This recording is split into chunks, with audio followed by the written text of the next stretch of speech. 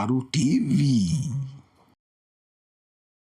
Designing is not just a matter of having some work done. It's about creativity, passion, visualizing, and knowing what a customer needs. That's exactly what we give you right here at Mukaru Signs. We have designers who design your work to your satisfaction, be it banners, roll-ups, stickers, billboards, and many more. Visit us at our NG Plaza, 2nd floor, room 15 and 16. You can as well call us on 0721258803. Mukaru Signs Shop. We are what you want. We are what you need.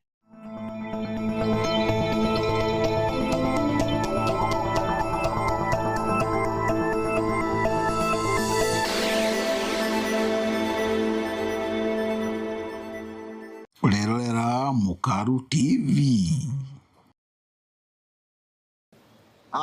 Ndalo muthikiriria witu muthe wa Mukaru TV guku ni kwa Mukaru Size. Mukaru Size ni kambuni iria guthondekagira indo.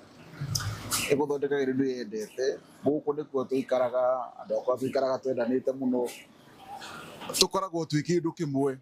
Na indi marugamagirira ni honde mwiraga ati mukage tukamurutira wira mwega, mukarutirwo ni andu makenete wira, andu matari siasa, andu matari ngucanio.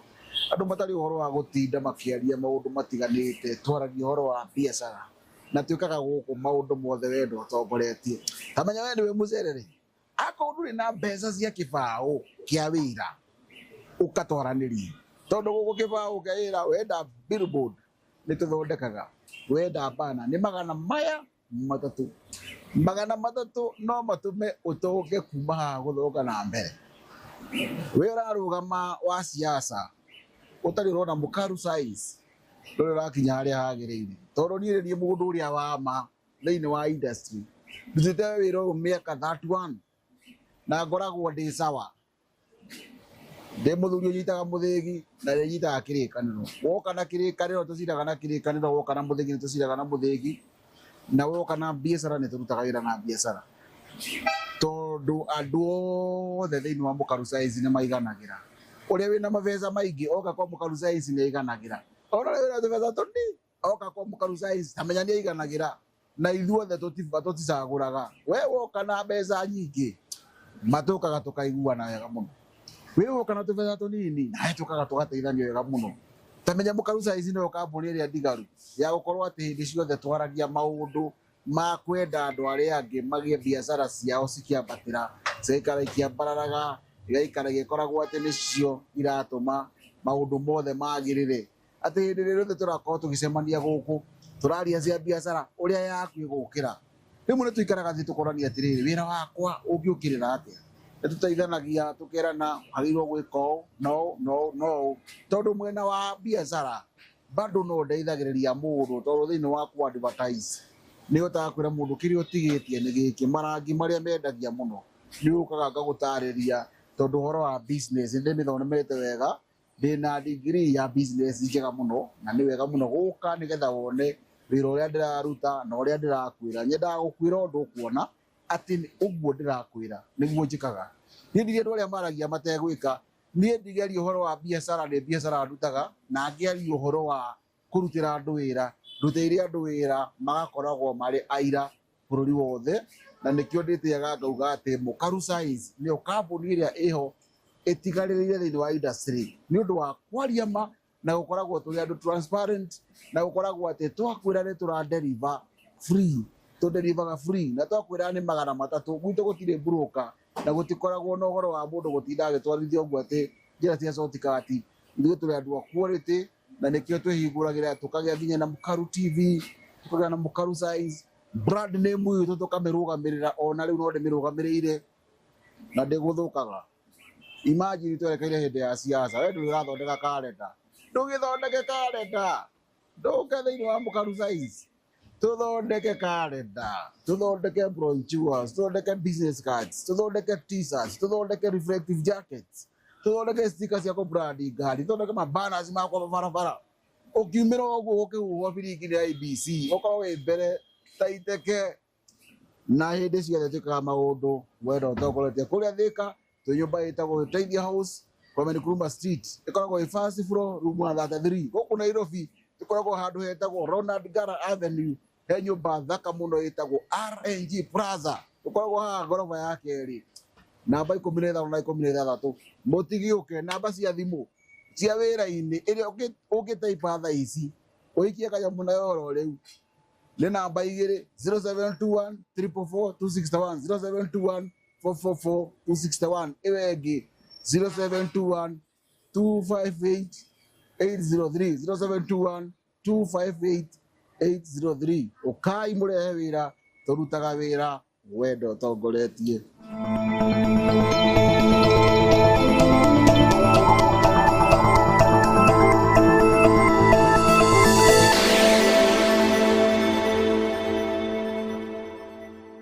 Urerorera Mukaru TV.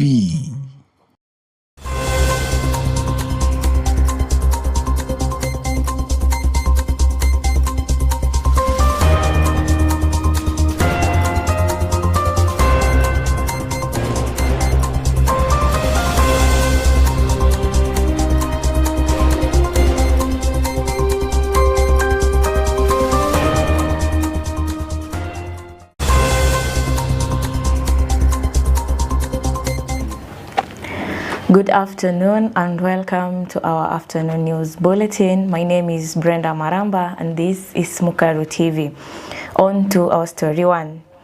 Deputy President Kithure Kindiki today led the national rollout of the second phase of disbursements for the National Youth Opportunities Towards Advancement, popularly known as the Nyota Project, at the Ask Showground in Nakuru County. Addressing thousands of enthusiastic youth from Nakuru, Baringo and Nyandarua, the Deputy President emphasized the administration's commitment to tackling youth unemployment through deliberate capital injection.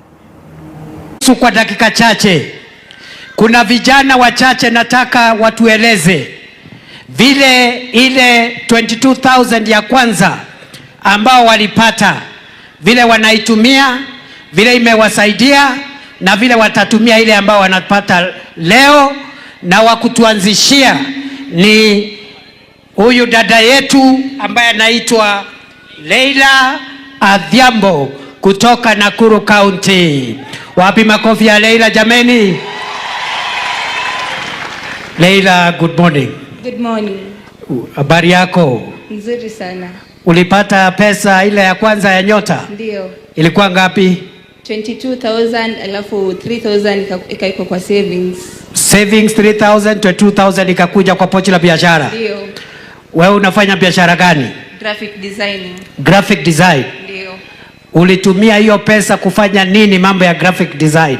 I bought a laptop na some materials. Yes. Okay, before nilikuwa naenda rent, naenda kwa cyber na tumia laptop alafu na walipa. Yes. Natumia computer alafu na walipa, but sasa hii niko na laptop yangu and I can work from home na naweza pata profits zangu na I can naendelesha biashara yangu. Okay. So biashara sasa iko better kwa sababu uko na laptop yako. Ndio. Na laptop ndio kitu muhimu sana kwa graphic design. Si laptop peke yake but kuna printers and photocopies na vitu zingine. Ndio. So ukipata hii 22,000 ambayo unatoka naye hapa leo, itakusaidiaje hiyo biashara ya graphic design ndio isonge mbele?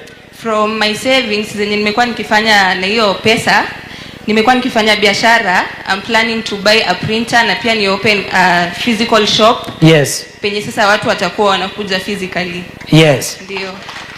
Kuna watu Leila wanasema hii pesa kidogo kidogo haina maana kwa vijana ambao wako na haso kule mashinani. Hii pesa iko na maana haina maana? Iko na maana kubwa sana. Sana.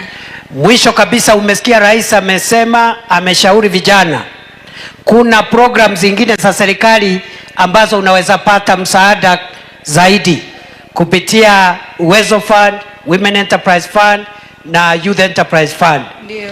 Kwa hivyo hii sio mwisho.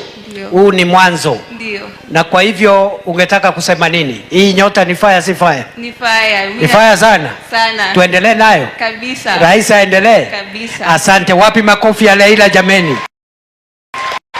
Come the side. Haya, tuko Mheshimiwa Rais, tuko na Amos Keitani kutoka Baringo County. Keitani, Good morning. And months after the government launched the World Bank-backed National Youth Opportunity Towards Achievement, or the Nyota project, young entrepreneurs in Mombasa County are reporting massive breakthroughs, transforming small-scale ideas into high-yielding micro-enterprises. From the bustling streets of Majengo and Likoni to the vibrant creative hubs in Kisauni, the economic face of Mombasa youth is shifting. Beneficiaries who received their initial capital injections under the Nyota program are proving that when financial inclusion meets training, local economies thrive. Okay, sawa. Wakati tuko Nairobi ambayo Mheshimiwa Rais anaendelea na ile program hapa Mombasa, pia vijana wanashukuru sana.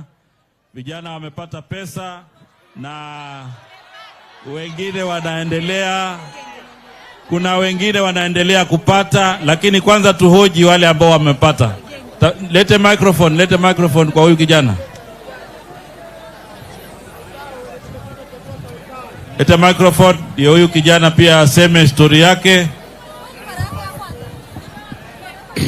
Tuambie siku ya leo unapata awamu ya pili ya pesa ya Nyota. Naam. Uko na mpango gani? Kwanza tueleze kama umepata, alafu tueleze mpango wako. Pesa nimepata. Kwa majina kabili naitwa Robert. Na nimepata pesa sahi awamu ya pili. Na ile awamu ya kwanza ilikuwa kuna biashara nafaa kuanza na nilijikaza nikaanza. Kwa biashara yangu ni ya jezi, mtumba. So nilifungua pale Shanzu. Kibanda yangu inafanya vizuri sahi. Nauza majezi, nauza mtumba. Na pia nikaongeza hii kushona hii. Kwa hivyo hii ni baadhi ya kazi ya ile kazi ambayo unafanya kutokana na biashara yako ya Nyota. Ambayo sasa leo umepata awamu ya pili. Na nimepata awamu ya pili pia sasa, na nitazidi kuikuza biashara yangu, hata niongeze na vitu zingine pia. Kama chakula pale nitaongezea pale kando juu. Shanzu ni mahali watu wanapita sana wakichukua vitu za chakula. Unawaambiaje wale vijana ambao wamekuwa wakifikiria kwamba mpango huu kuuza kitu, mtu yote yule asipuuza kitu. Ukielezewa kuna kitu wafaa, kuna opportunity, wewe kimbilia ile opportunity upate. Hivyo. Na unawezaje kuwaeleza Wakenya wengine kuhusu ahadi za vijana kwa Rais William Samoei Ruto? Mimi nampatia tutam rais wetu, na rais bana ni mtu mwenye ataweka ahadi, hata kama itachelewa bado itatimia. Asante sana. Dada hapa naona umetabasamu kabisa. Hebu eleza Wakenya na ueleze rais pia message ambayo umepata kwa simu yako, na utueleze pia mpango wa biashara yako. Habari zenu. Leo nimepata 22,000, hii ni ya pili. 25,000. Hii ni ya pili. Ya kwanza nilifungua nao biashara ya Kadeko, hata mboresho dishes. Nishaikuja hata mimi ni customer wako. Nishaikuzia na kuna Badi, my best customer. Yeye ananipigiaga nimpelekee air fresheners. Huwa nampelekea. Yake hata ukienda utapata air freshener yangu. Kwa hivyo hii ni pesa ambayo imekusaidia kuweza kuendeleza biashara yako. Imenisaidia sana, na sasa pia niko na wafanyikazi wawili. Pia sasa wako job, wanauza. Nashukuru.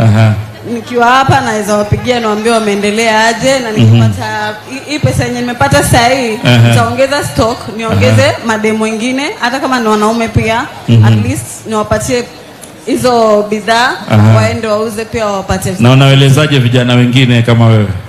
Mimi naweza sema mkipata hizi pesa mkuwe useful nazo, mzifanyie kazi yenye mmepewa mfanyie, na mtaendelea. Asante sana, tunakutakia kila laheri. Naona hapa kuna dada paka ameleta bidhaa zake kabisa za biashara. Hebu tueleze kuhusu awamu ya leo na kuhusu pia. Elsewhere, President William Ruto has officially walked back on his earlier directive that exempted the Nyota beneficiaries from paying county business permits. Speaking directly to the young entrepreneurs, the head of state issued a light-hearted but firm clarification, meaning he is changing his stance to ensure these young businesses operate within the correct framework of local governments. Habari yako Gavanari? Mama hapo. Sasa hawa vijana, umesikia vile nimesema gavana. Nimesema sasa pale katika IBEC ambaye wewe ni senior member, kwa sababu Kanairo ni county kubwa.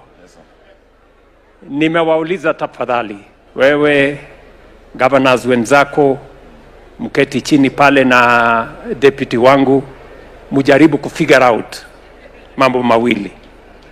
Kwanza, vile ya kuidentify hawa wafanyabiashara wadogo wadogo, na pili, tafadhali kama mnaweza kuwapatia nafasi ya kufanya biashara yao bila malipo ya leseni kwa miaka miwili, ndio hiyo biashara yao ikae chonjo, ama ni aje? Si namna hiyo?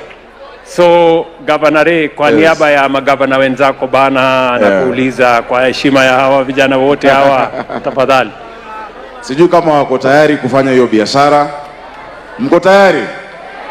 Mko ready? Your Excellency, tunashirikiana na PS. Tarehe 30 nimepewa list ya wale beneficiaries wa kwanza, ili wakija kukata leseni tutawapatia license, lakini itakuwa zero rated, ili wasisumbuliwe pia huko na kanjo, ama wasisumbuliwe na watu wa inspection. Ndio lazima ukuwe na hiyo license. Na siku hizi Nairobi, Excellency, license ni moja. Zamani ilikuwa unakuja City Hall, unaambiwa enda sijui Tomboya kwa fire uchukue license ya fire, sijui uende flow nyingine uchukue advertising. These days it is one license, *647# nairobiservices.go.ke, certificate moja. So not only will we do the license, na tazungumzia wenzangu kama magavana, because we need to support the work they're doing. Your Excellency, tunajenga masoko na umetusaidia. Tunajenga soko 20. Tutapatia hawa watu pia nafasi kwa hizo soko ambazo tunajenga, ili waweze kuingia, because you know, tunakushukuru, you have believed in these young people. Hapo mbeleni watu waliona vijana hawawezi kufanya biashara ya nguvu. Leo asubuhi nilikuwa nasikia Radio Jambo, watu wanapiga simu wanasema hii pesa mngeupatia wazee wa miaka 45 kwenda juu. Tukasema hapana, vijana wanaweza. Thank you for believing in these young people. Tupigie rais wetu makofi. Ile jambo tutaongeza tu, Your Excellency, kwa hao vijana wetu, ni story ambayo nimesikia juzi. Kuna jamaa wa media aliinterview watu wawili. Wa kwanza alimpata kule Kamiti prison. Ako hapo na robbery with violence, rape na uwizi. Amefungwa hukumu ya maisha. Akamuuliza, ni kwa nini maisha yako ikabadilika, umekuwa hivi? Akasema, if you had the kind of upbringing I had, njia ingekuwa tu uwizi. Akaenda akapata mwingine daktari kule Mbagathi.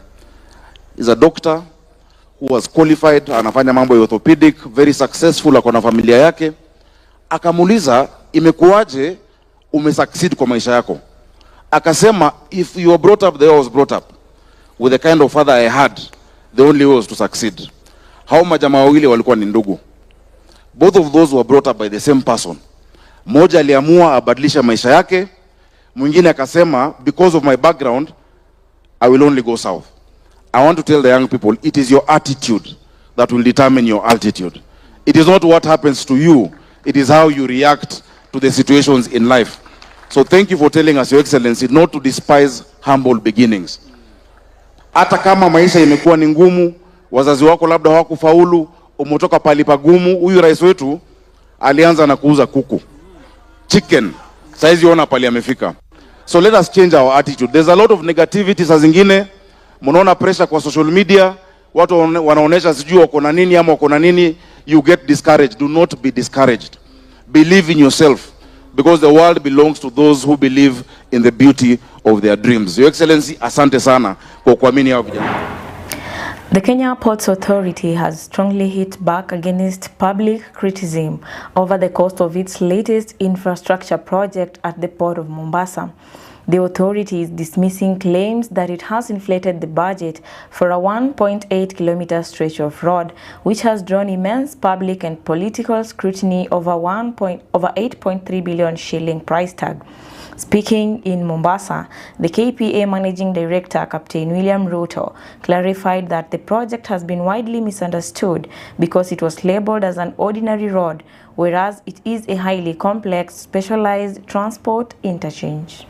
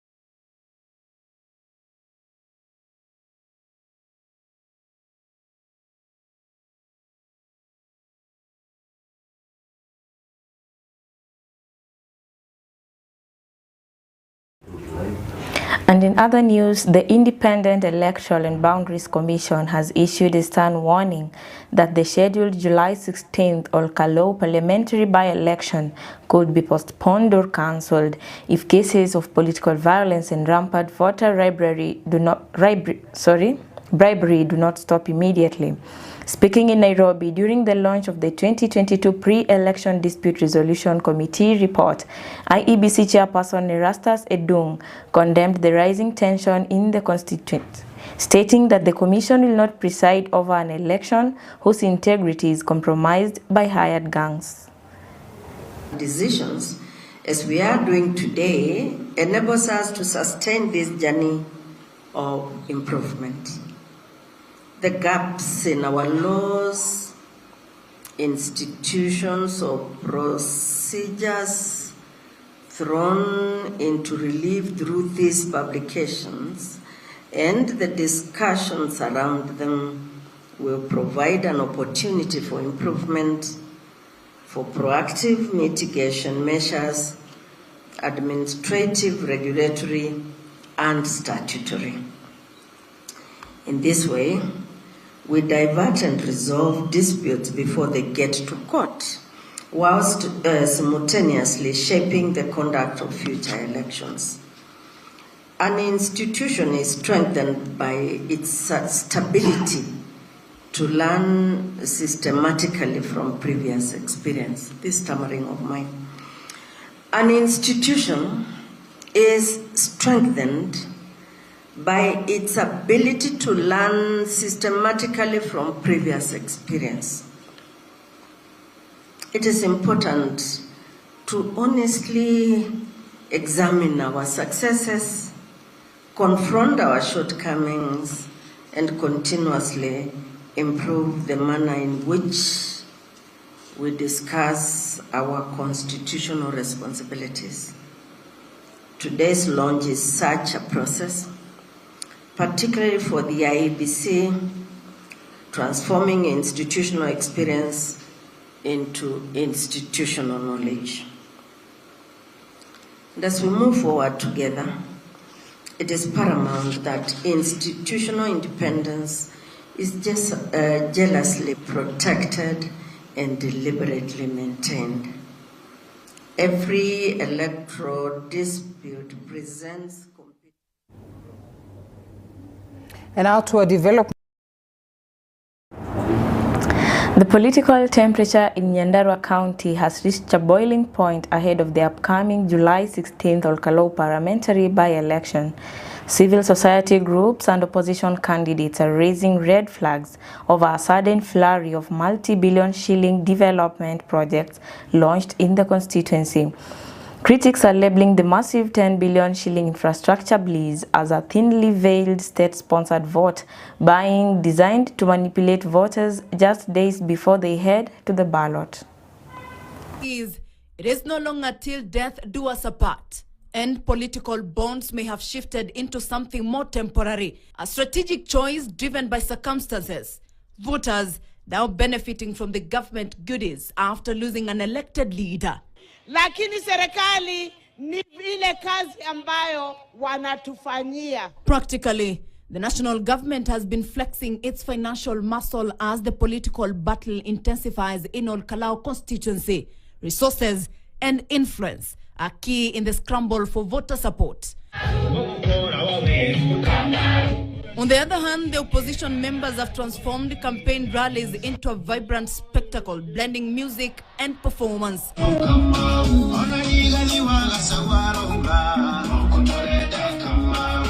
Attracting massive crowds while adding a layer of entertainment into an otherwise intense and high-stake electoral showdown.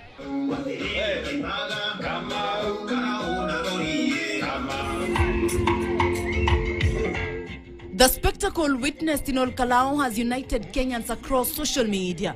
For the past 2 weeks, the political spotlight has burned brightly on the town as the government marshaled its influence and resources in an intense charm offensive to woo the voters of Olkalau. The roads are now busy and alive with government goodies being transported to the constituency. Women have been adorned with new clothing, enjoying footwears supplied by the government. Meanwhile,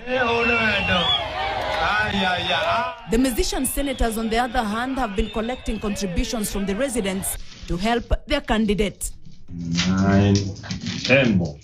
Ili pesa ambayo changwa na watu wa Olkalau, watu wengi wa Mugumo. Allow me to begin here.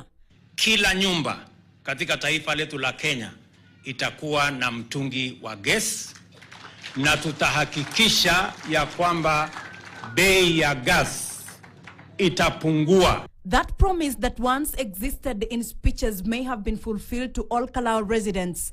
The government...